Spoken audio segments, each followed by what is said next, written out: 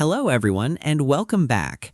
In today's video, I'm going to show you how to fill a table with color in Google Docs. Adding color to your table can make it easier to read, highlight important information, and give your document a more professional look. So let's get started.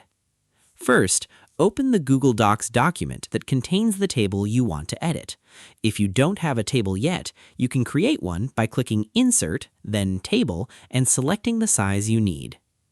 Next, select the cell or cells you want to fill with color. To select multiple cells, click and drag your mouse across them. Once you've selected the cells, right-click on one of the selected cells and choose Table Properties from the menu. In the Table Properties panel, expand the Color section. Then, scroll down to Cell Background Color. Click the color selector and choose the color you want to apply to the selected cells. The background color will be applied immediately.